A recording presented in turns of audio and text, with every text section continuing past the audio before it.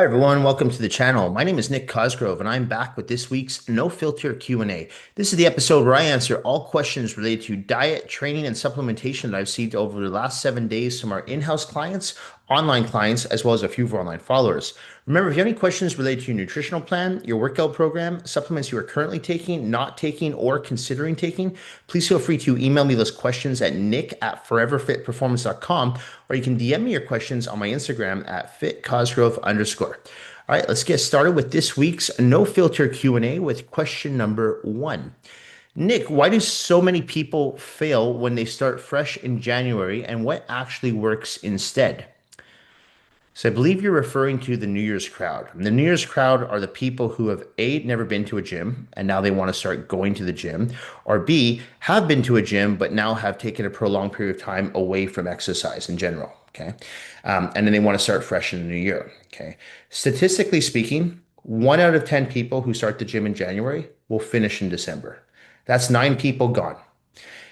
In my experience from working over the years in both commercial and private training facilities, what I've noticed is that the majority of these people, they tend to stop training by the end of January, mid-February.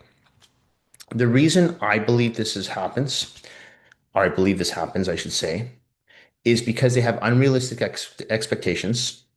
They don't have a game plan, and they're so focused on the final product. And what I mean by that is, let's take someone who has a 40-inch size waist. And that person is so focused on getting that size waist down to 28 inches. And that's all they can focus on. But they're not focused on how they're going to get from 40 inches to 28. They don't have a game plan in place. Are you going to do cardio? How much cardio? Are you going to do weights? Well, what should your training split look like? How often are you going to be in the gym? How often should you be in the gym? How long should you be in the gym? And what should your diet look like? So these are all questions that people don't answer. They don't think about. They say, oh, I'm just going to go to the gym and I'll lift a few weights and do some cardio and that should work. Doesn't work. Okay. So you want to make sure you have a game plan. You want to make sure that you have realistic expectations. And you want to focus more on not just your goal, but how you're going to get to your goal. And what I mean by that, that kind of correlates with the strategy, but it also means that you have to have a step-by-step process on how you're going to get there. And what I usually tell people, especially with new clients, whether they're joining with us in the new year or the middle of the year or at the end of the year, I say we have to focus more on getting your mind shifted from someone who's been fairly sedentary to someone who is now going to be fairly active, someone who followed a fairly poor diet, someone who's following a fairly clean diet. Okay. And that all starts with changing bad habits into good habits. So what I do with people is I say we have to take a step-by-step approach. It's going to take us a little bit of time to get there, but I promise you, you will get there.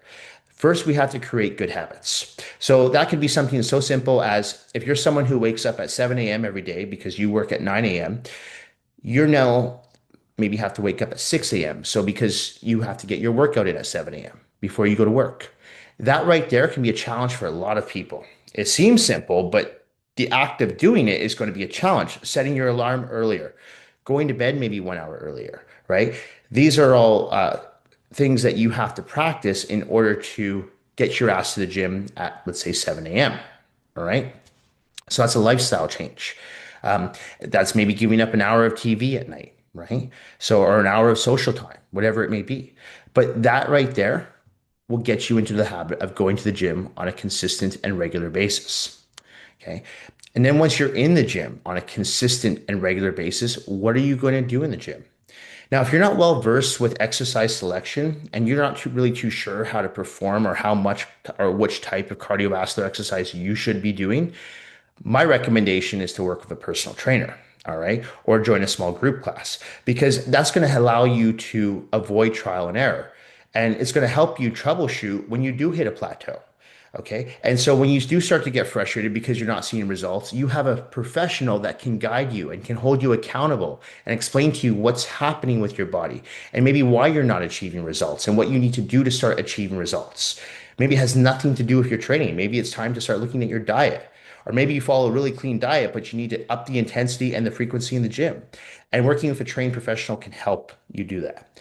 All right. So I think it's a big mistake for people to join the gym and not have someone guide them, whether that be an online coach or an in-house personal trainer. Okay. Or a combination of the two.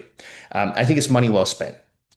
So in my experience, that's why most people quit the gym so early on is because they're not seeing results, but they're so focused on those results and they're not really focused on how they're going to achieve those results. They honestly think that just showing up to the gym and lifting a few weights and walking on a treadmill is going to do something, and it's not. Okay, you have to have a game plan. You have to have a strategy. And my recommendation, you have to have a trained professional in your corner that can hold you accountable and can help guide you so that you're going to achieve your results in not necessarily the quickest fashion, but the most effective fashion. Because let's face it, anyone can go on a crash course diet, right? Anyone can go do an hour of cardio a day for maybe 30 days straight, and anyone's going to lose 20, 30 pounds. But that's not a sustainable game plan. So working with a fitness professional who's worked with numerous, if not hundreds of thousands of clients over the years and has helped people achieve results with their health, their physique, take bad habits, turn them into good habits, understand that it goes far beyond the physical limitations, but also the mental limitations for a lot of people that they set on themselves that can help you. So, my recommendation to anyone who is starting fresh in the new year, hire a personal trainer, hire an online coach that can help guide you. It'll be money well spent, and it's going to allow you to stay accountable for your workouts.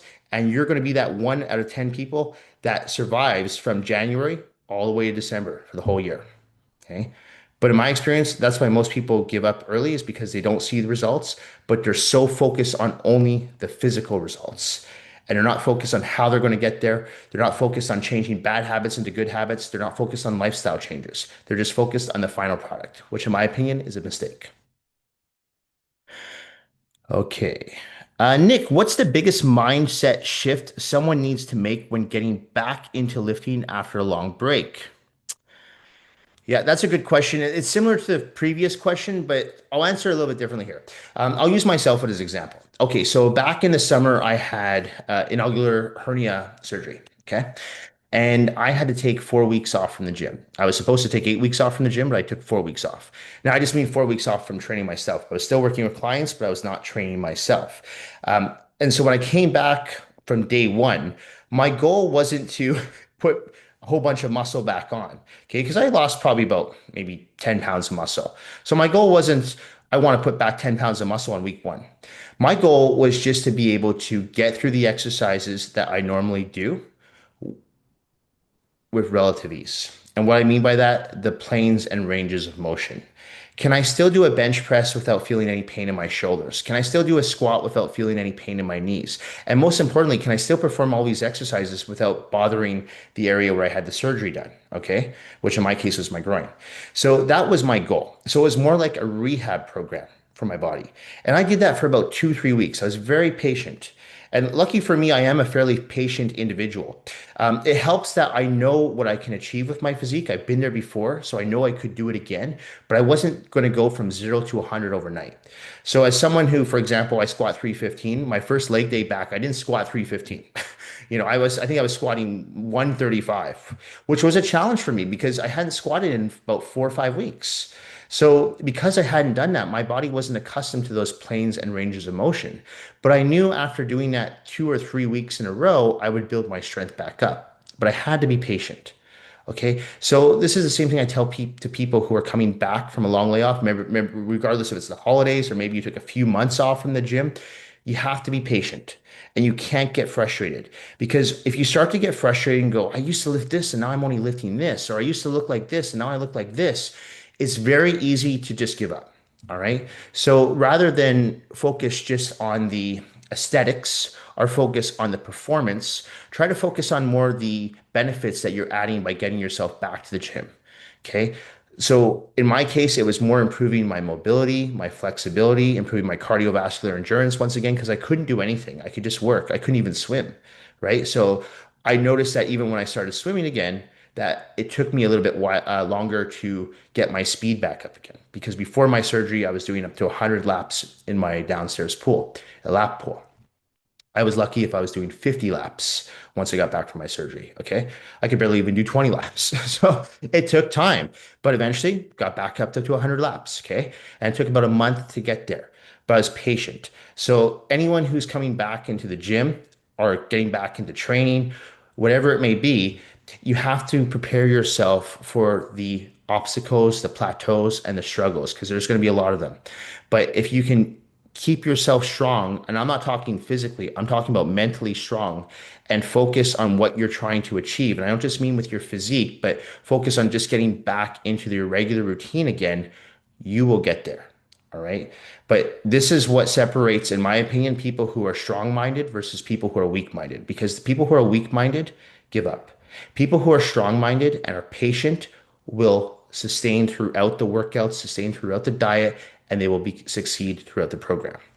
Okay. So it all starts up here. Okay. So that's the mind shift. And that's what you need to focus on more is getting back into the routine, getting back into the consistency, get a feel for the weights, get a feel for the diet, and then everything just falls into place. Okay. But if you try going from 0 to 100, it won't work. You're going to get frustrated, you're going to get unmotivated, and you're just going to give up. Okay. Okay. Nick, how do you balance motivation versus discipline when motivation starts to fade? So again, that comes down to habits. You need to build on these habits because you're not going to be motivated 24 hours a day. I'm not. You know how many times I don't want to work out, but because working out is now a habit, it's part of my lifestyle. To me, it's like brushing my teeth, having a shower. Oh, working out. It's not something I have to think about doing. It's like, no, I just go do it. Okay. People think I love working out. There's times I don't love working out. There's times I don't want to get under a bar and squat 315 pounds. There's times I'd rather sleep in than go to the gym at 5 a.m. because I have a full roster and I'm there at the gym all day till 7 p.m. There are numerous times, but I push myself, as do many other people, because it's become a habit. Okay. And if you can turn bad habits into good habits, I know I'm talking about this again, it makes a world of difference when you start to lack that motivation. All right. Because no one, I don't care what anyone says, no one is motivated 24 hours a day. But if you've built concrete good habits into your daily routine, you're not going to break them. They're non-negotiable. And so for me, like I said, going to the gym and working out is just like going to have a shower. I'm not going to, well, I don't feel like having a shower for the next 2 or 3 days. No, I'm going to shower. So I'm going to work out. But again, that takes time. It takes discipline. So in order to build up that discipline, you need to focus more on consistency and taking those bad habits and turning them into good habits. And that could be something, like I said earlier, waking up an hour earlier, going to bed an hour earlier, giving up an hour of TV. You have to make sacrifices, right? You want to lose that spare tire around your waist, you might have to clean up your diet. Okay. You might not be able to have that cinnamon bun. Okay. You might not be able to have that morning muffin. You might have to switch to oatmeal. So, but those are sacrifices that you need to make in order to achieve your goal. Okay. But over time, those sacrifices no longer feel like sacrifices because they've been built into your routine. Going to the gym is no longer like, oh my God, I got to go to the gym. It's like, no, it's just part of my routine. This is what I do. And that's the way that my mind shift is when it comes to working out, when it comes to diet. And that's the same mind shift I have with a lot of clients I work with. And when I try to really implement into their minds, because I want them to understand that once they have built this into a routine, it's no longer going to be something that they dread. It's no longer going to be a short-term fix. It's a long-term something you can do for the remainder of your life because lifting weights offers numerous benefits, right? Never mind just the aesthetics, but internal, right? So the stronger you are physically, the stronger you're going to be internally, you have a stronger immune system, you're less likely to get sick. I mean, I never get sick. I never take sick days. And I attribute that a lot to living a clean, healthy lifestyle. Okay, so lots of exercise, making sure I'm sleeping enough, making sure I'm getting enough rest, I'm constantly hydrated, making sure I'm working on my cardiovascular endurance. I walk everywhere, I don't drive everywhere, I stand, I don't sit. Like I constantly keep moving. And that's what our bodies want, movement. Being sedentary, not a good idea. So best way to do this, turn those bad habits into good habits because when motivation starts to drop, and I promise you it will drop, you need to rely on your discipline. And the only way you're going to be able to rely on your discipline is if those habits are already built into place, the good habits. Okay. Nick, what's a realistic timeline for visible physique changes? I want to start training again, but I know I will give up quickly if I'm not seeing results. Yeah. So again, this comes down to having realistic expectations. So I can't tell someone like a lot of trainers out there, you're going to see results in 4 to 6 weeks. I will never do that. Okay. Because everyone is different. What if you have two new clients and one person says, Nick, I want to be in the gym 5 days a week. And the other person says, Nick, I want to be in the gym 1 day a week. Do you honestly think that both of these clients are going to see results in 4 to 6 weeks? Probably not. The client who's training 5 times a week is going to see results. The client who's only training once a week, they might feel some change. They might feel a little bit better, but they're not going to see dramatic change if they're only working out once a week. No. Okay, so you can't guarantee results in a certain timeline for everyone. What I typically tell people is I always say, look, I say we have to look at a few factors. One is your training experience. If you are someone who is brand new to the gym, you've never lifted a weight in your life, it's going to take you a little bit longer to see results with your physique versus someone who's taken maybe a year off but understands basic anatomy and physiology and knows how to perform the exercises. That person already has a head start. Okay, yes, they took a year off. Yes, maybe they put on some body fat, lost some muscle mass, but because of muscle memory and because that they have that knowledge in their head of how to work out properly, they have that head start over the person who's brand new. So if you're brand new to the gym, you have to manage your expectations. Say, you know what, I don't even care when I'm going to see results. Right now, I just need to, again, build on those good habits, get into a routine, start being consistent with my diet and my training, and then I can focus on now I want to start, really try to transform my physique here. But first, you got to focus on those little changes first, getting yourself to the gym, cleaning up your diet, making sure that you're at least in the gym for 30, 45 minutes per day. Okay. And how often you're going to be in the gym. So that plays a role. Obviously, genetics play a role as well. There are people who will put on muscle faster than others. There are people who burn fat faster than others. But across the board, everyone can achieve results. It's just how much time and effort you're willing to put into it yourself in order to achieve those results. Okay. So I can't answer this question and say, hey, you're going to see results in 4 weeks, 6 weeks. And I talked about this a few weeks ago, how there was one of my competitors was our promises guaranteed results within 30 days. And I think for me, that is incredibly unprofessional.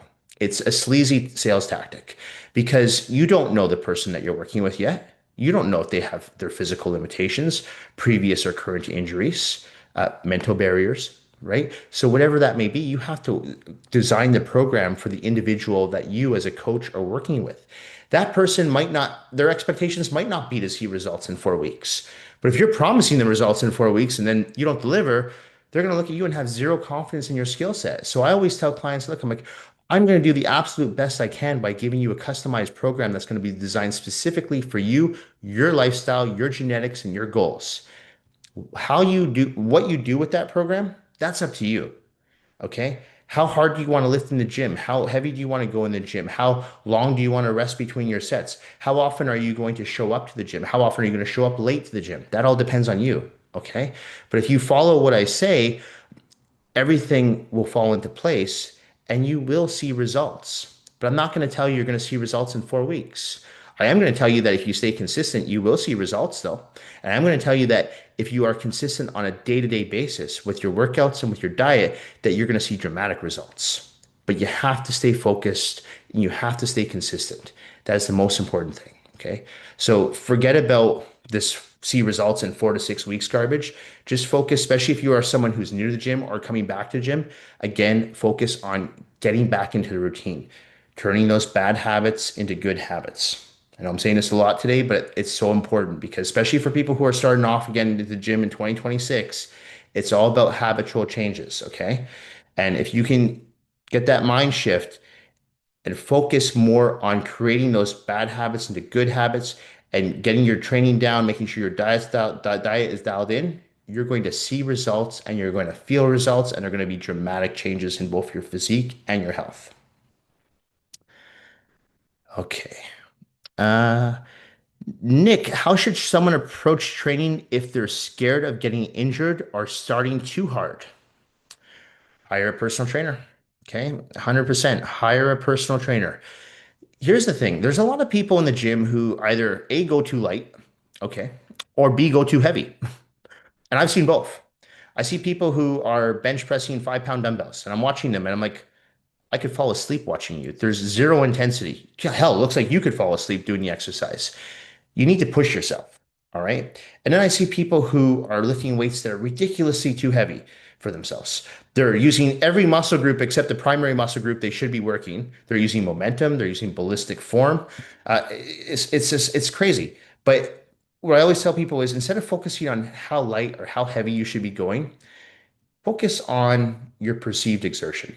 So what I mean by that is I don't want you to push 100% in the gym. I want you to take a weight that feels about 75 to 80%, a weight that you can perform 10 to 15 reps with, not with relative ease, with by the time you're getting to, let's say you're doing 15 reps, by the time you're getting to that 13th, 14th, 15th rep, it should start to feel like it's like, oh, now it's like 80, 85% struggle. Okay. It shouldn't feel like it's 100% struggle from rep number one. And it shouldn't feel like it's like 0% throughout the whole entire set. So rather than focus on how heavy should I go or how light I should go, focus on your level of perceived exertion. All right. And like I said, for most people, that's going to be fall between 75 to 85%. The reason I pick that percentage is because I like to keep tension on the muscle bellies, not the joints, not the tendons, not the ligaments, the muscle bellies. And I feel that when people start to go too heavy, the joints take a toll. They take a lot of stress on those tendons, on the elbows, on the hips, on the knees, on the ligaments, and so on. So in order to keep tension on the muscle, I find 75 to 85% of perceived exertion works best. Okay. So that's my opinion when it comes to how heavy or how light someone should go in the gym. You need to push yourself, um, but you need to pay attention to what you're doing. And that's why I keep telling people the phones have to go away because you can't focus on, hey, was that a hard set? Should I go heavier? Should I go lighter? Because sometimes I'm not, I tell those people all the time. There's sometimes I'm working with someone and let's say set number one is a warm-up set. Set number two, we go a little bit heavier. Set number three, we go a little bit heavier. But then we get to set number four and I'm like, you know what? Let's start dropping your weight because I feel like you'll get better form. So I'm not under that mindset that the weight has to continuously get heavier as we go up in sets. No. Okay, that's very bro science. It's very generic. There's plenty of times midway through an exercise where I'll just drop the weight. I'm like, you know what? I'm not feeling this in the muscle. I'm starting to cheat, and my form is getting sloppy. My technique has gone to shit. Drop the weight. Okay. But I'm paying attention. I have a mind to muscle connection. I'm not focused on the TV at the gym. I'm not focused on TikTok reels or Instagram. So that's why I tell people get rid of the phones and focus on what you're doing. And then you can understand and say, how was that set? How did that feel? Did I feel if I'm doing a bench press? Did I feel it in my chest? No. Maybe it's because I'm going too heavy. Maybe I'm using more shoulders and elbows. Okay. Or God, I didn't feel like I even broke a sweat there. Maybe I'm going too light. Increase the weight. All right. So go by your level of perceived exertion. Okay. Uh, okay. Nick, what's the truth about muscle soreness? Should we be chasing it or avoiding it?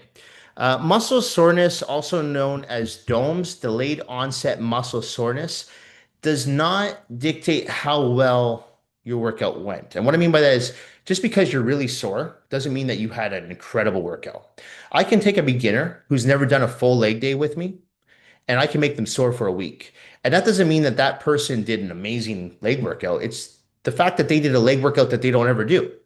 Okay. The same thing for me. I've talked about how I don't do yoga. You put me in a yoga class and I do one session. It could be for a beginner's class. I guarantee you that I'm going to be sore for at least a week because I'm taking my body now through planes and ranges of motion, static contractions that my body's not used to.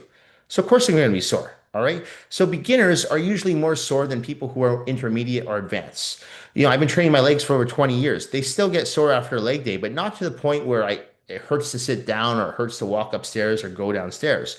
But like I said, I take a beginner who's never done a leg day and I give them a very basic, in my opinion, like simple leg workout that would be for me or for one of my clients who's intermediate or advanced. They'll be sore for a week.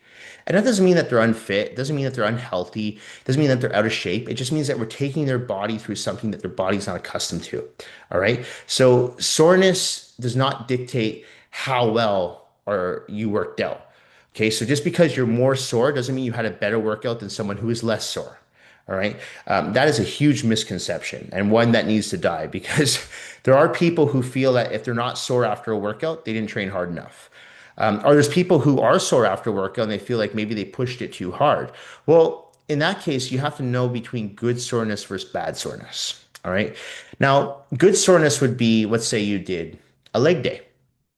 Wow, my quads are really sore. My hamstrings tight. My glutes, every time I sit, oh, they're aching. That's good soreness. Bad soreness would be my knees really hurt or my hips are really bothering me. That's bad soreness. Okay, so soreness in the joints, not good. Soreness in the muscles, good. Okay, so just remember to distinguish in that. So if you distinguish between that, if you're feeling soreness in your elbows, not good. Okay, but if you're feeling soreness in your triceps after an arm workout, biceps, great, perfect. But just keep in mind that the more experienced you become with your training, the less sore you're going to be because your body has now become more accustomed to the planes and ranges of motion. And I have every once in a while, I have someone been with me for like 15, 20 years. And they'll come see me and say, man, I was really sore after that last workout. What did we do different? I'll say, oh, we added maybe two new exercises, or I switched up the sequence, or maybe I threw in some drop sets. So you can still make someone who is intermediate or experienced sore, but you have to change up the format, the sequence, the type of training you're doing. That's all. Okay. But don't kid yourself and think just because you're sore that you worked out harder than someone who's not sore. Okay. Because that's a huge misconception and it's not true. All right. We've got two more questions here. Yes. Okay. Two more questions. Uh, Nick, what actually matters most for body recomposition? Training, nutrition, recovery, or genetics? All four. And I wouldn't say one matters more than the other. You need all four. You do. There used to be this saying out there, and I think it's still out there, where people say it's 80% diet, 20% training. I've never, ever believed in that. 50% diet, 50% training. Okay. I talked about last week how when I first started working out, I had the training down. Well, maybe I was overtraining a little bit, but I was in the gym consistently, but I wasn't eating properly. So my diet suffered. And it wasn't until I looked over at my diet and tried to focus on dietary nutrition, focus more on complex carbohydrates, lean protein sources, healthy fats, where I started to notice dramatic change in my physique and my performance in the gym. Okay, but I was missing that part of the equation. And the diet was equally as important as the training.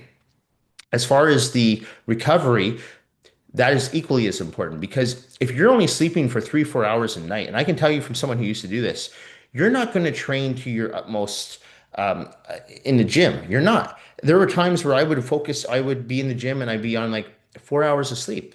And I noticed that my strength wasn't very good. Or I noticed that I was just burning out more quickly on lighter weights. And it's because my body wasn't recovered properly. And as far as genetics, I mean, genetics are huge. And I've talked about genetics before, is that, you take someone who is talented and has the genetics, they're always going to do better and has a work ethic, I should say. They're always going to do better than someone who's got a great work ethic and average genetics. Okay, they will. But if that person with great genetics has a shitty work ethic, the person who's got average genetics with an amazing work ethic is going to outperform them. They will.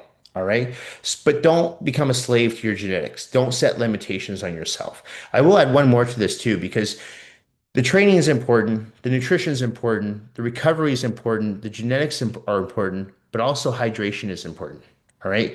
You need to make sure you're hydrated. And I feel like a lot of people don't get enough water in their bodies. And I see it with clients in the gym that I work with when their strength is really low. And I'll ask them, like, how much water have you had today? Oh, none. Well, it's 4 o'clock in the afternoon. Why have you not had any water? Well, I had coffee. Coffee's a diuretic.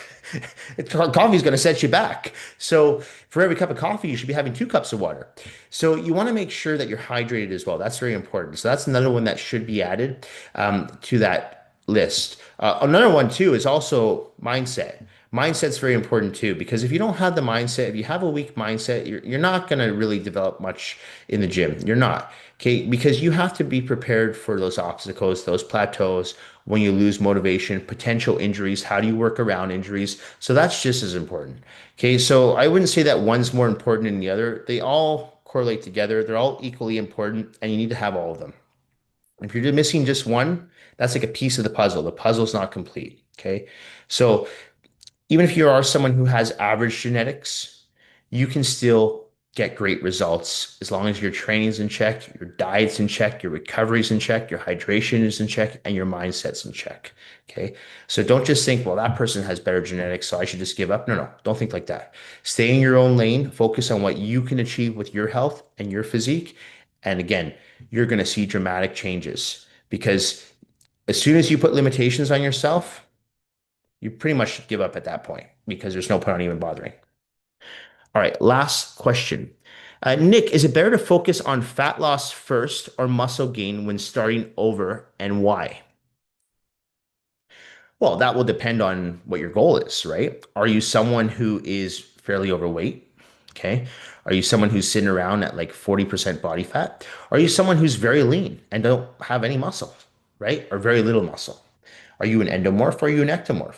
Because I get both types of people. I've had clients come to work with me who are really thin. I'm like, okay, we don't really need to work on weight loss right now. We need to work on building muscle. And I've also had clients who come to work with me who are very overweight. So, we still need to build muscle, but we also need to lose weight. So I tell people to focus on both because both will help. Let's take a person who comes to work with me who is skinny. They look skinny. Just because someone looks skinny does not mean that they have low body fat percentage. Okay, that is a huge misconception. I have worked with people who appear skinny. And then when you do a body fat test on them, on the caliper test, their body fat, let's say for a guy, is like 22%. The reason why their body fat's so high is because they have very little muscle mass. Body fat percentage is just based on how much muscle mass you have or you don't have. Okay. So you can't just assume that because someone is got a big gut, for example, that their body fat is much higher than someone who's very thin. Okay. That's not true all the time. All right. So someone who is thin also needs to focus on body fat reduction. All right. Especially if they've never been to the gym. But they don't need to focus on necessarily weight loss reduction. They just need to focus on body fat reduction, which is different. Okay. So as we're trying to redo body composition. All right. So we're trying to build muscle, lose fat. So the goal for someone who is skinny, the goal should still be to build muscle, lose fat. The goal for someone who is obese, I still want them doing weights. Why? Because if I just give that person cardio, no weights, they're going to lose some weight for sure. But they'll lose body fat more efficiently if they're already weight training. Why? Because as they're weight training, they're building muscle. All right. When you build muscle, your body burns more calories than the rest of the state. So you're going to burn body fat more efficiently, and you're also going to be putting on muscle more efficiently. All right. So it's important to do both. So rather than just say, well, you're morbidly obese, so let's just focus on cardio, and you're really skinny, so let's just focus on weights. No. The person who's morbidly obese should be focusing on cardio and weights, and the person who's really skinny should still be focusing on cardio, but giving more attention to the resistance training. Both should be focusing on dietary nutrition. The person who's very skinny, though, should probably be focusing on more of a caloric surplus in order to put on more muscle mass, whereas the person who is morbidly obese should be focusing more on a caloric reduction, right? And again, this will could obviously this really depends on the individual, their lifestyle, potential. They have health issues. For example, it could be someone who's got type 2 diabetic, whatever it may be, and that's how you would program their diet. So they wouldn't be on the exact same diet. But as far as calories are concerned or macronutrients are concerned, you'd obviously be putting one into a caloric surplus, the other one into a caloric reduction, because the goal is going to be to lose a dramatic amount of weight. And the goal here is not necessarily going to be to lose a bunch of weight. It's going to be to lose body fat, but still put on muscle. So the weight's going to probably stay the same, if not go up a bit. All right. So it's a mistake to just focus on one or the other. I would focus on both.